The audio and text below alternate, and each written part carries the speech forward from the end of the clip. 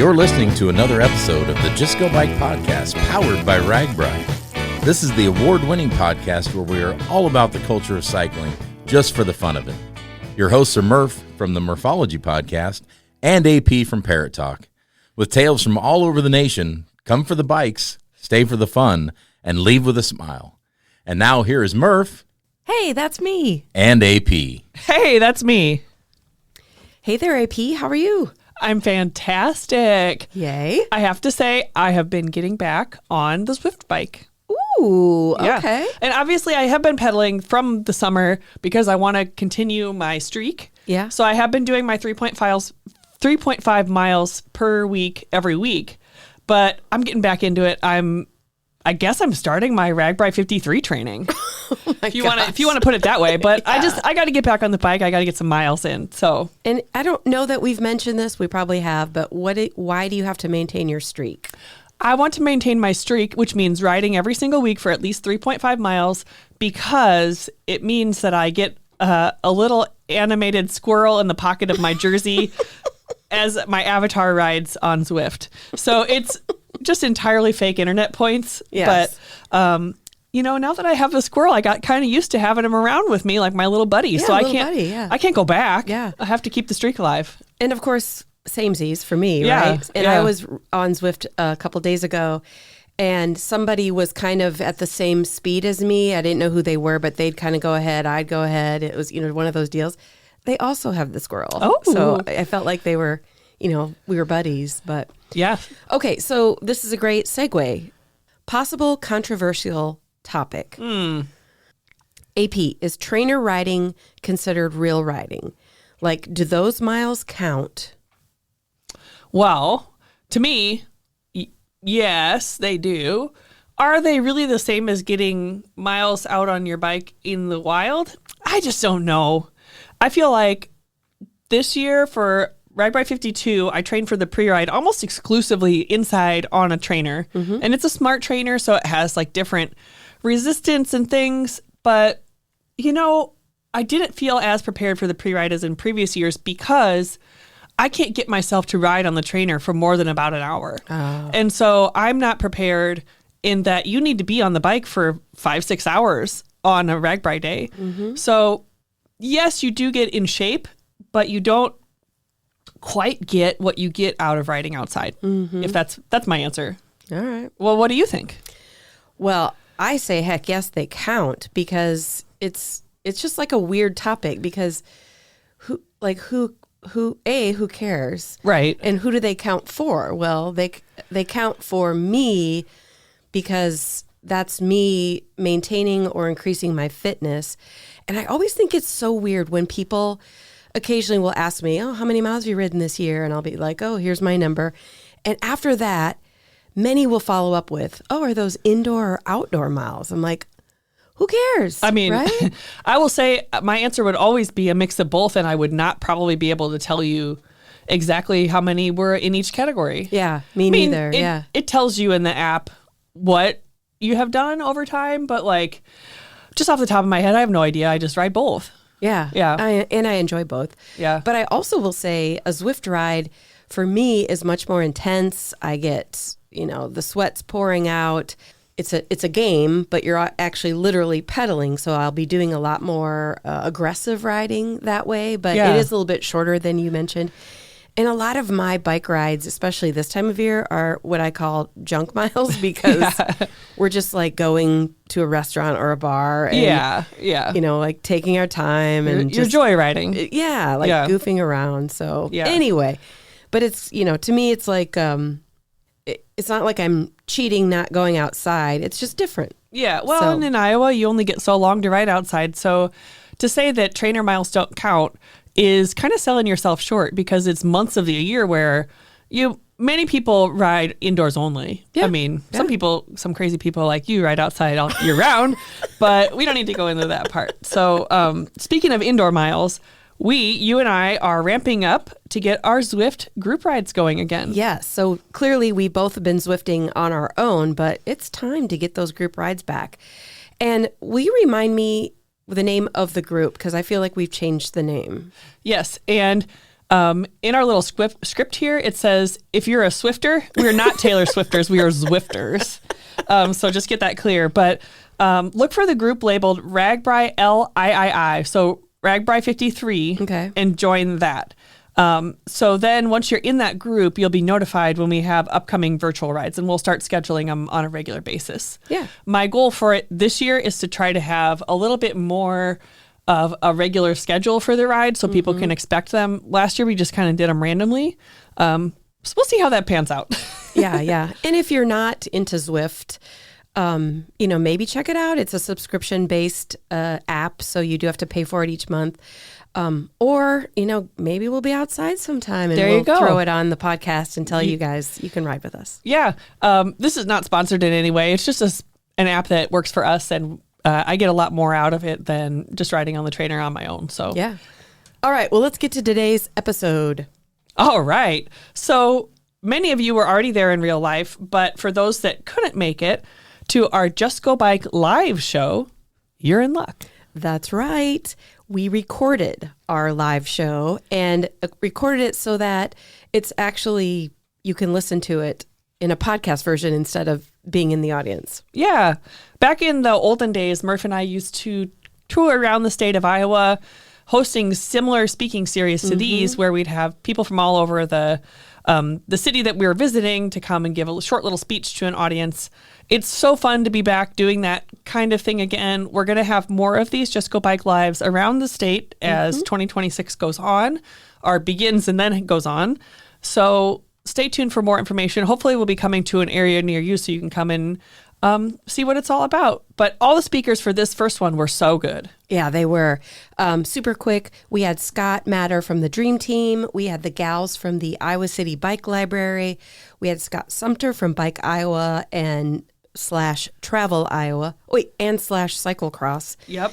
And then, of course, we had Ride Director Matt Phippen take the stage. So yeah, you're going to hear a little excerpt from each of those interviews. Yeah, so let's get to it.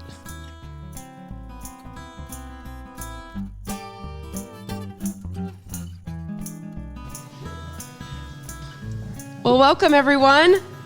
Hi, you're listening to the Just Go Bike podcast live. Thank you for joining us.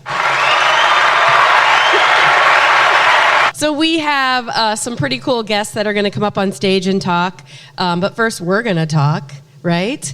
And we are FaceTiming this. So hello to everyone who is at home or wherever you are. And then we're also recording so that this will be a future podcast for people who tune in to the Just Go Bike podcast.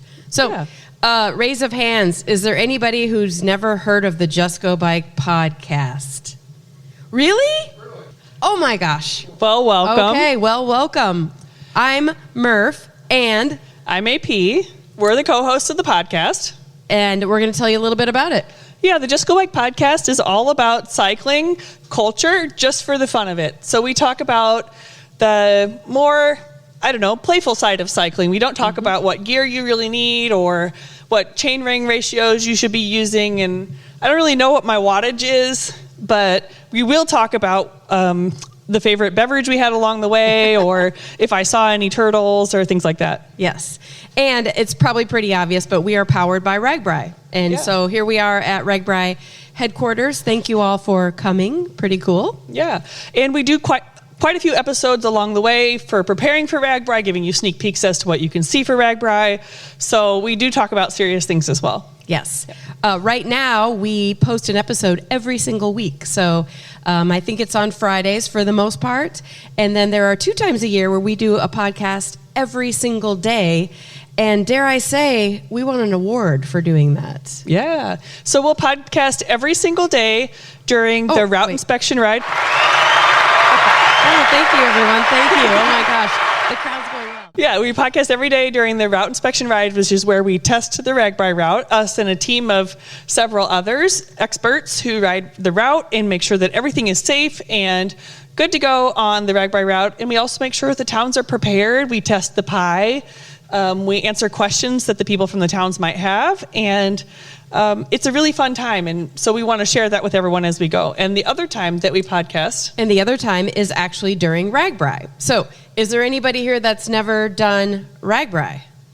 Oh my gosh. Okay. RAGBRAI is basically, we pedal across the state of Iowa over 7 days. Every single year, the route is different.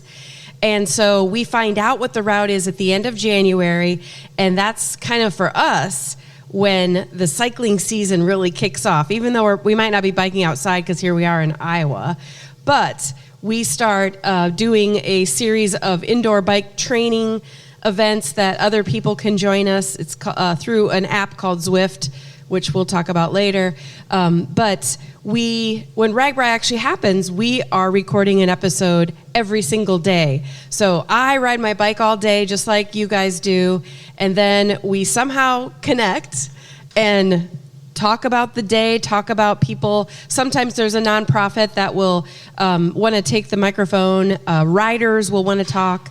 And then we will post those daily. Yeah, so it's a pretty good deal. I encourage you to check them out if you haven't ridden RAGBRAI before and you're thinking about it. Okay, let's see what we have. I mean, we know what we have, but we're going to share it with you. We have an exciting lineup of speakers for you tonight. There they are. Starting with Matt Phippen, the director of RAGBRAI.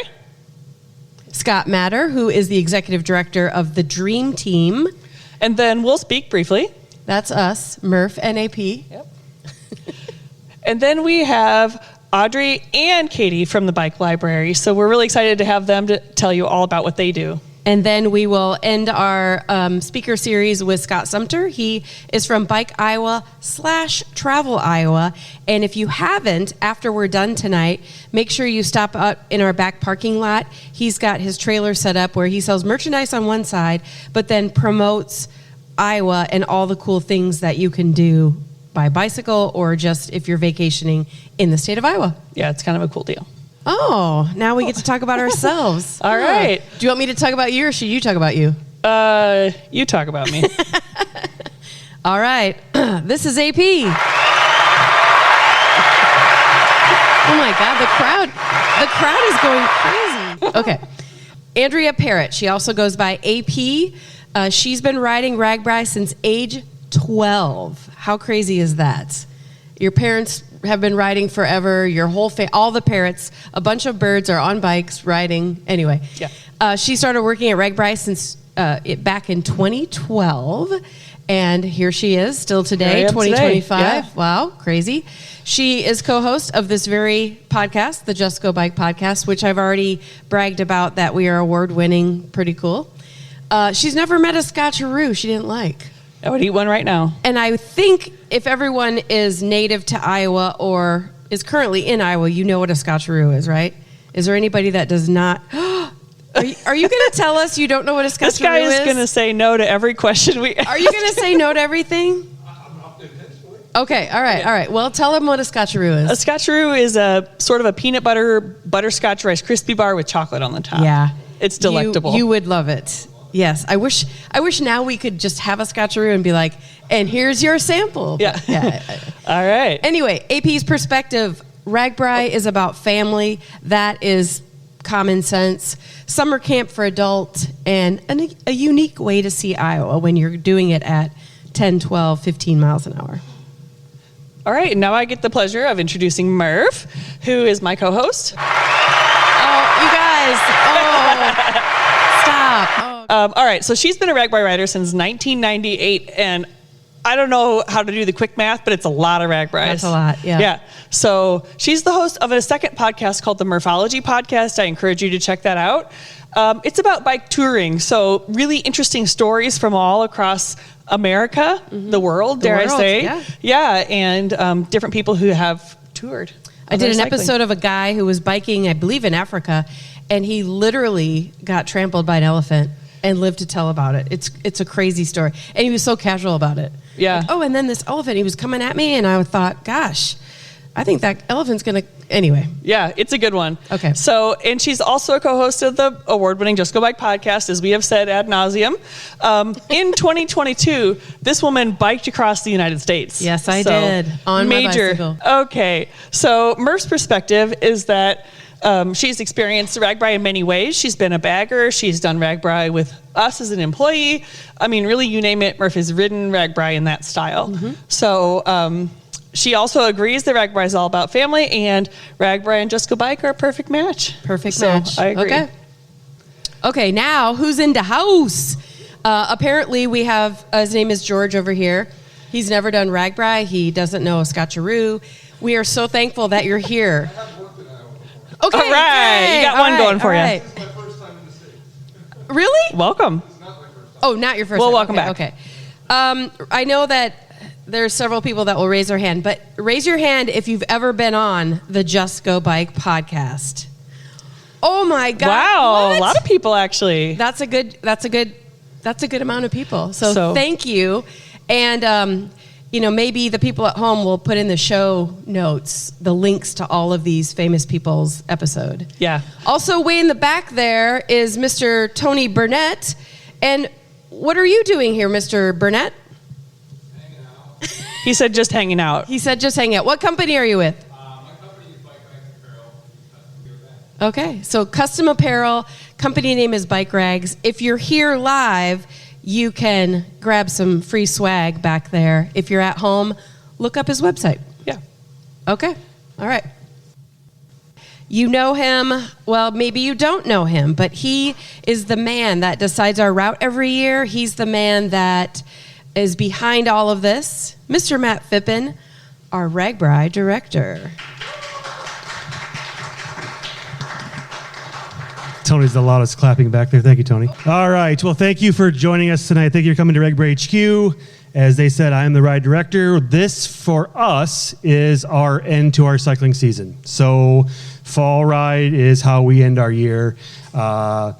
Weeks prior, though, after July, the ride gets done. Our team spends time on the road, working behind the scenes to figure out wins, losses, and how we get better. So we spent a week on the road. We call it the farewell tour. It's saying goodbye for now, but we'll see you soon down the road, maybe 3 to 5 years. But we had 37 one-hour meetings in 4 days and travel time. So talking to towns, learning from them, how well did we do. For us this year, our ride was pretty incredible. Social media is the tell for how well we're doing. And from day one, it was very positive. And I would challenge you guys tonight to look at your phones and find me something negative about RAGBRAI, because there just really wasn't. RAGBRAI for us didn't start out easy. We had to shut down a concert in Orange City because of thunderstorm coming through. So people did evacuate. The ones that wanted to stick around hid under the beer tent for 45 minutes.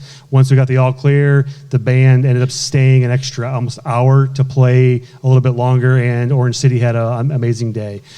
We then left and headed across the state. We went to Minnesota for the first time ever. Thank you, Murph. If you looked at social media was negative in most cases. Why would this ride director take a ride out of Iowa before the ride? Social media was kind of negative from the standpoint of, Karis and Call are turning over in their graves right now. Why would this guy take this event out of the state of Iowa? And then the ride comes, and it was one of the best days received by the riders. When we looked at our riders survey, it received high remarks. From that standpoint, Minnesota did very, very well. If you guys were there, you saw it. Brown Park was an amazing spot. And it started for me, there was a road that I was eyeing that was a Minnesota road maintained by Iowa, but it was on the border. So we could say on one side of this road we're in Minnesota, and on this side we're in Iowa. How cool would that be? And then we found a park that was in the perfect location. So we basically went to Minnesota, checked out the park, came back. I made 3 phone calls to their DOT, their state patrol, and their sheriff, and explained to them who we were and what we were about, asked them if they'd be comfortable bringing the ride to them. They all said yes. They could have easily said no, and they said yes.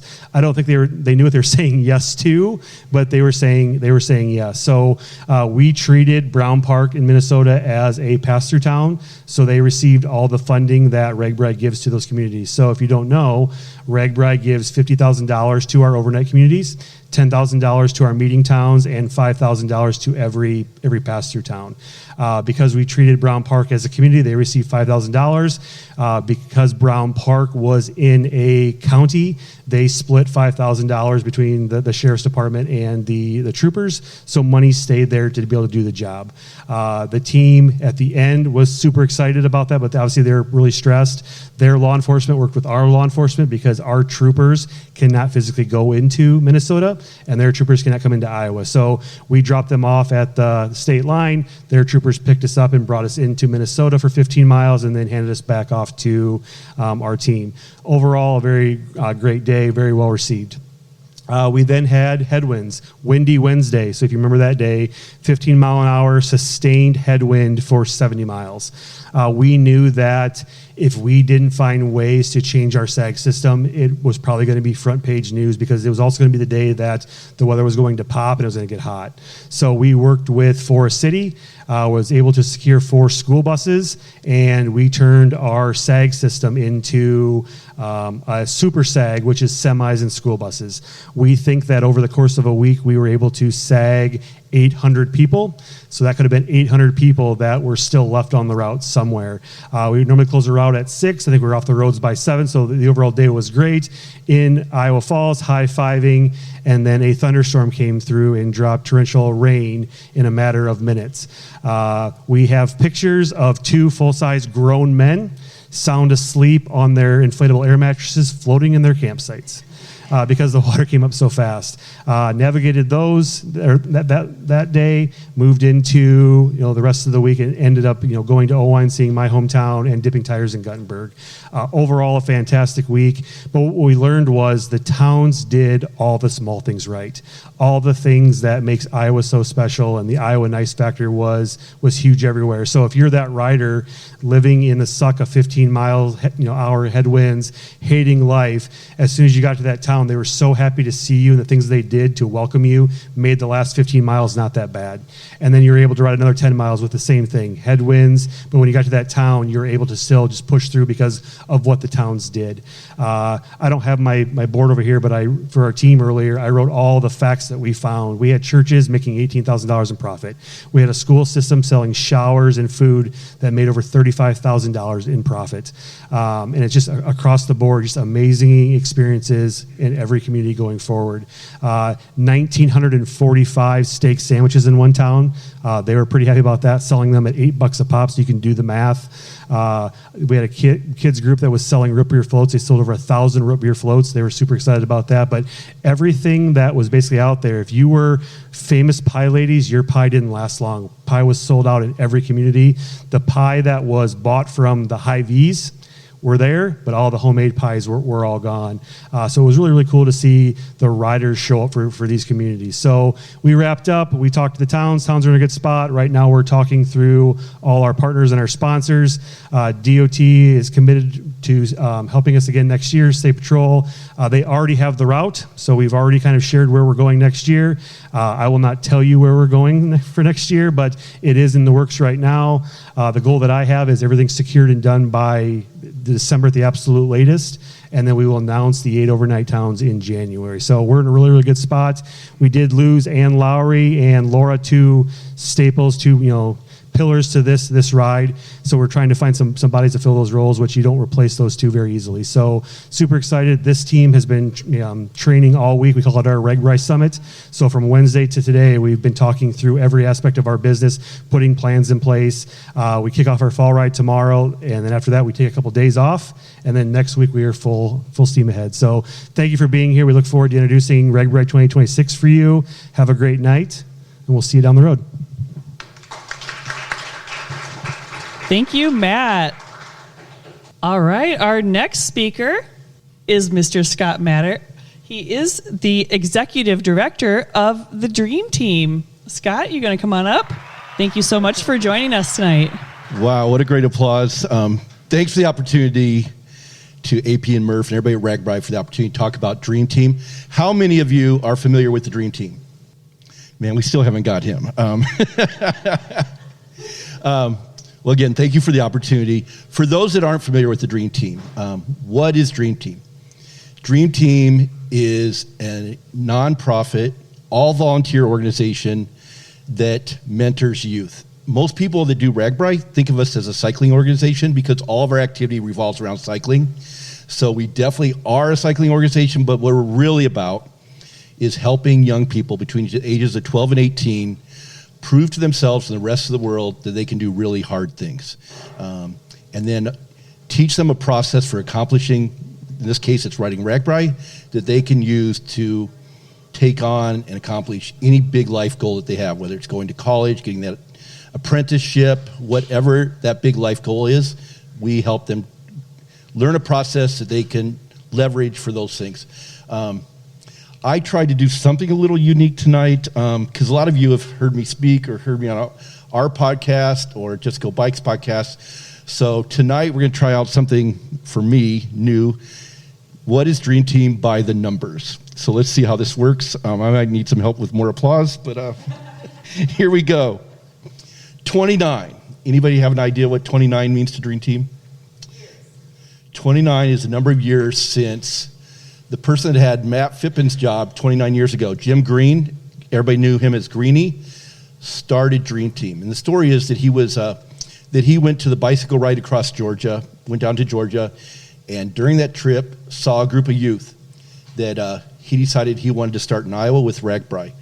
But in Georgia, they rewarded the youth that were doing really well scholastically or in other ways at school, and those are the kids that made that team.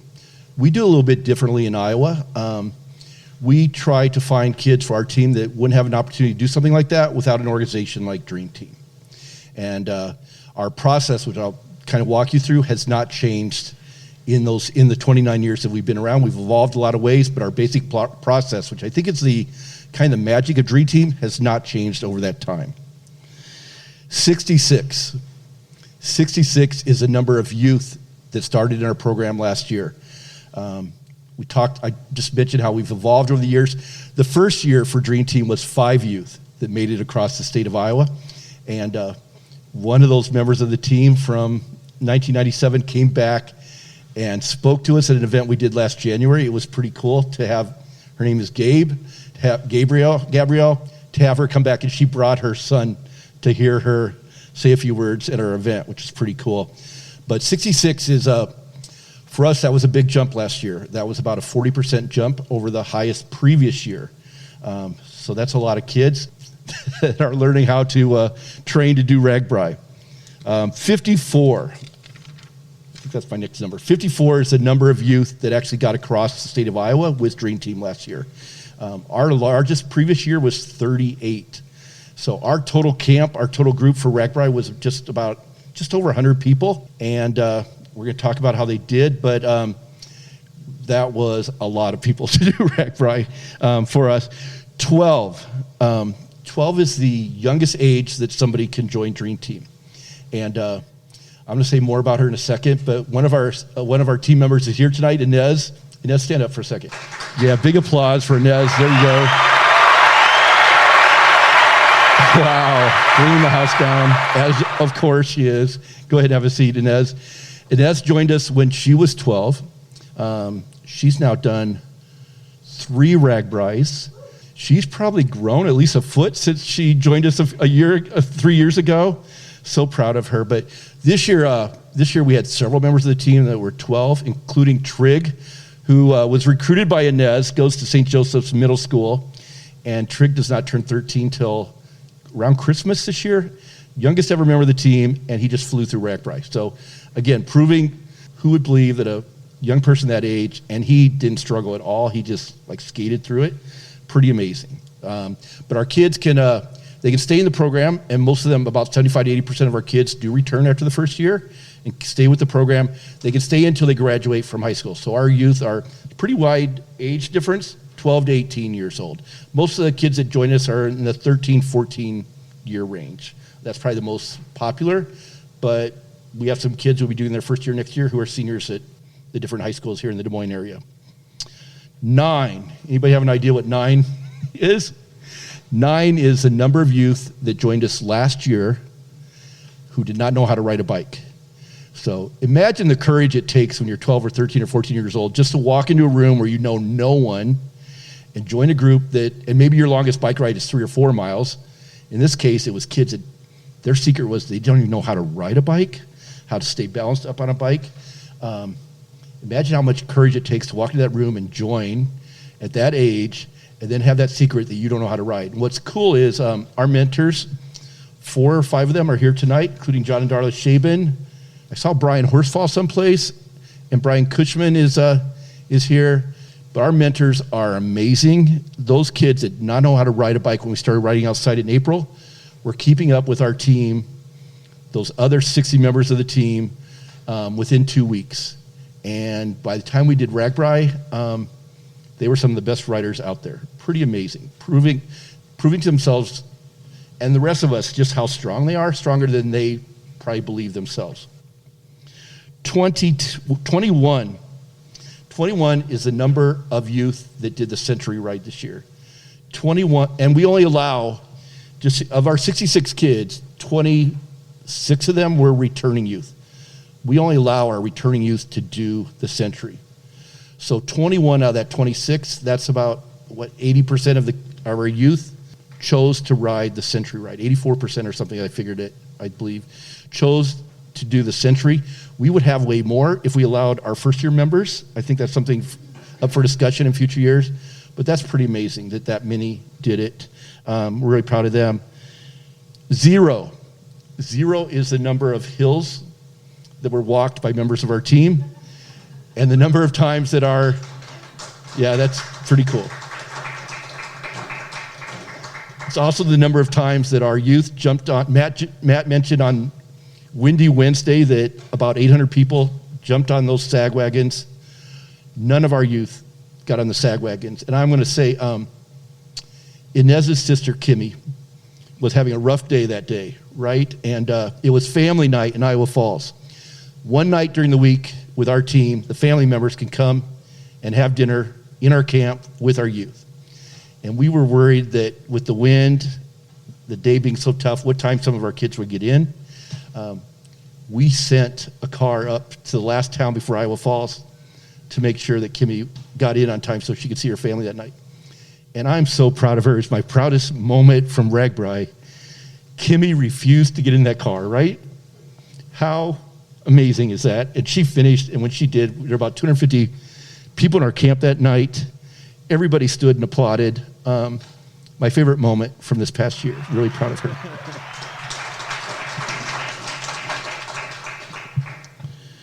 64. That's how many mentors. I mentioned we had 66 youth. We had 64 people volunteer. Again, they're all volunteers. It's mentors this past year. Our process, I mentioned how important that is, but the other secret thing that makes Dream Team work is our mentors. We train 3 times a week, Monday and Thursday nights and Saturday mornings. Even in the early part of the season when our rides are shorter, those mentors, a lot of them, if they're showing up for all 3 times, which many of them do, they're putting about 15 hours into Dream Team. And by the time we get into June and July, when we're doing on a Saturday a 60, 70-mile ride, they're easily putting way over 20, 25 hours. And most of them work full-time. It's pretty amazing what they do. I think I mentioned our goal is to transform the lives of the youth in our program. I think every one of our mentors would say that Dream Team transforms their lives. We're in the business of enriching the lives of the youth in our program, but I think to a person they would say that Dream Team has enriched their lives too, giving back and then seeing how you're helping somebody gain self-confidence for the first time, maybe get a win for the first time, maybe have an adult or a parental figure that believes in them for the first time. That's what our program's about. And we are in the process now of recruiting youth, or recruiting mentors, youth as well. If anybody's interested, most of our volunteers are riding mentors, about 80% or more, and so they ride with our youth. But we also have anybody that wants to help, we find a role for. We have people that help with our support team. We have some people that just bring baked goods for our team. We have a wide variety of ways that people can help. Anybody that wants to volunteer, reach out to our website, contact us, and we'll find ways that you can help our youth as well. Three is a really important number. There have been 3 groups that have helped Dream Team from the beginning, 29 years ago, that we wouldn't be able to operate without them. The one that's at the top of that list is RAGBRAI. Our headquarters is right in this building. We have on the eastern side of this building, eastern third of this building basically, is Dream Team's headquarters. We moved around a lot over the first 26, 27 years of our program. We were at the Des Moines Register building on the top floor, so every night they had to take the bikes down in the freight elevator. Imagine, and in the alley, the kids would be waiting to get on the bikes. That was very generous of the Des Moines Register to do that, but that was a tough way to get a ride started every time that you needed to go out.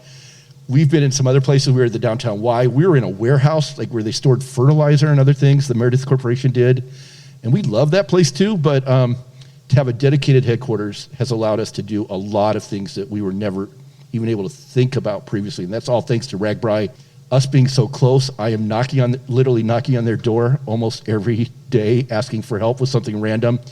Tomorrow, for the Great Iowa Fall Ride, we have 100 people with Dream Team registered. 100 people. We just hit that number. It's been our goal. We hit that number today. Go ahead. You could clap for that. That's pretty cool.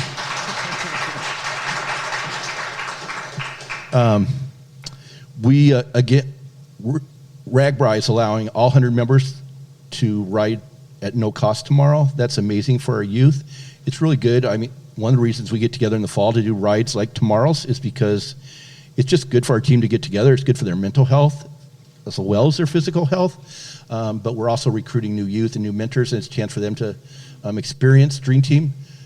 That's just one of countless number of examples of how RAGBRAI helps us out endlessly throughout the year. The other 2 groups that help us have been with us from the beginning are Bike World, the largest bike store here in the Des Moines area, the store that supports the sport.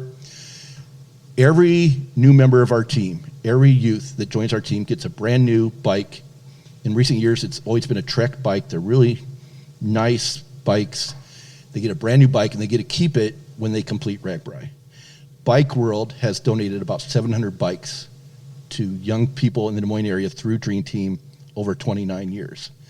This year we had, just with the number of new youth, we had 41 new youth when we started the season in riding outdoors in April. They pulled up with 2 trucks and dropped off 41 brand new Trek bikes for our youth. And our kids are at that age where they're very brand conscious. So they are so proud of those Trek bikes. One year during the COVID years, I think we had Giant bikes, and nothing against Giants are great bikes too, but they love and are very proud of that Trek name on their bikes. So that's pretty cool. The third group that has been with us from the beginning is the Des Moines YMCA.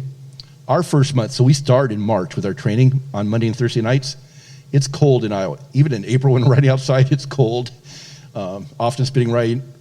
We couldn't train outside in March. So we go to that downtown Y and do leadership training and team building exercises, things like that. We have a spin class. The downtown Y donates that space for us every year. And so that trio has helped make Dream Team possible here in Des Moines. 22. So how it takes about $5,300 to get every member of our team through RAGBRAI. And we are funded, we have some sponsors help us, but most of our donations to cover that cost is from individual donors. Last year, for the first time, we had 3 biking teams in previous years that had supported Dream Team. And that included the Cedar Valley cycling team and the Quad City Bike Club. Thanks to Dixon. Dixon's brother's here tonight. So, and then we had the Des Moines Cycle Club. That was kind of it. We'd get a few other cycling teams in some years, but really it was just those 3. Last year we went and knocked on the doors of cycling teams, most of them that do RAGBRAI, like Team Cow, Tall Dogs. Kevin Nape is here tonight. Groups like that, and we had 22 cycling teams that answered our call. We asked them to kind of pass a hat with those cycling teams and commit to raising $500 for us. We got 22 of them, which was more than we expected, and our trouble was trying to identify cycling teams, find a contact. We had 22 of them that answered the call, and the average gift was about $1,200. That helped pay for the increase in the number of kids we had this year. It was really helpful. We called that event, It Takes a Village event, and we're planning to do it again this year. Last year we did it the Friday night before the route announcement, and we're hoping those cycling teams were so helpful. We're trying to do that again this year. We want to do a little bit different turn on it a bit. We have so many events. Like I mentioned, we have our fall rides, we have our holiday party, we have our mentor training.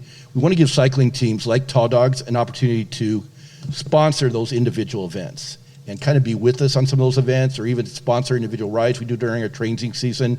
So if you're out there listening to the podcast on one of the cycling teams and you'd like to help Dream Team, contact us, because we will get you lined up in that way to like put the Tall Dogs name or Team Cow's name, Team Skunk's name on one of our events, and that'll be incredibly helpful to us. Thank you again we couldn't operate this program without the help from the cycling community. So again, I just want to say thank you. If you are interested in volunteering, just go to our website, dreamteamdesmoines.org. You can sign up really easily, or just on Facebook, find us on Facebook and just message us that way. We'll be in touch immediately. We still need about 15 mentors for next year. So we'd love to talk to you. Also, I mentioned we're recruiting youth. We've already been, in the last few weeks, we've been to Lincoln, to Roosevelt, to North, to East High School. We'll be hitting all the Metro Des Moines schools here in the next few weeks, but we're looking for youth. And if you know somebody that would really benefit from this program, reach out as well, and we'll invite them to one of our fall rides so they can experience Dream Team and see if they're interested in being part of our group in 2026. So thank you very much.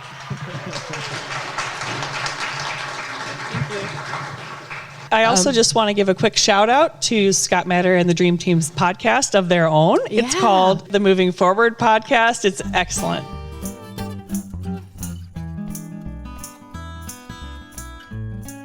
Well, listeners, that is it for today. We want to thank you for tuning in to listen to the Just Go Bike podcast. If you would like to contact Murph and AP with a comment about the podcast, or maybe even you have a topic in mind, you can reach us at justgobikepodcast@gmail.com. Please follow us on Instagram and Facebook, and watch our intros on YouTube. And don't forget to rate, review, and subscribe to this podcast, especially if you're a fan. That is going to do it for this week. Until next time, Just go bike.